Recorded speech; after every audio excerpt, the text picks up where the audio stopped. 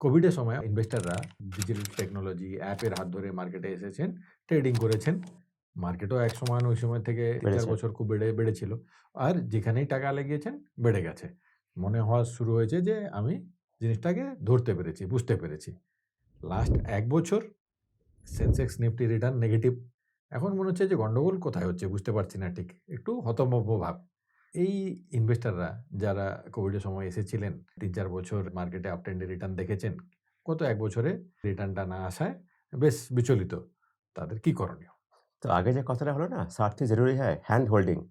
যে কোনো অভিজ্ঞ লোক, আপনি যেমন অভিজ্ঞ লোক হ্যান্ড হোল্ডিং করবে, যে বলবে, "না, সব ঠিক আছে।" শুরু করলাম ৫ বছর আগে শুরু করলাম, মার্কেট উঠছে, আমি খুশি। ১ বছর 0 বা নেগেটিভ রিটার্ন, আরে কি হলো, কি হলো, কি হলো? তো এটাই হচ্ছে যে আপনাকে অনেকদিন টিকে থাকতে হবে। না হলে হবে না।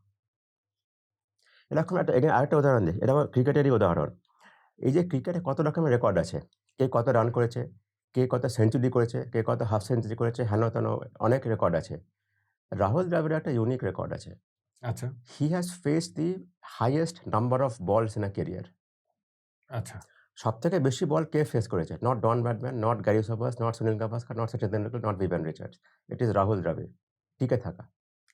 বাজারে টিকে থাকতে হবে। আর সেক্ষেত্রে আপনার কোচ কিংবা মেন্টর কিংবা সারথি সাথে থেকে হ্যাঁ, বিহেভিয়ারালটাকে ধরে রেখে লং হ্যাঁ, টার্মে আপনাকে টিকে হ্যাঁ, থাকতে হবে। যেমন মনে হয় ওই বক্সিং এর গেমে পাঞ্চ করে আবার উঠে দাঁড়াতে হয়। সেভাবে হ্যাঁ। মার্কেট যদি পাঞ্চ দেয় নিচের দিকে কিংবা উপরের দিকে আপনাকে আবার উঠে দাঁড়াতে হবে। যাতে আপনি টিকে থাকতে পারেন। আর টিকে থাকলে সময়ের সাথে টাকাটা তৈরি হবে।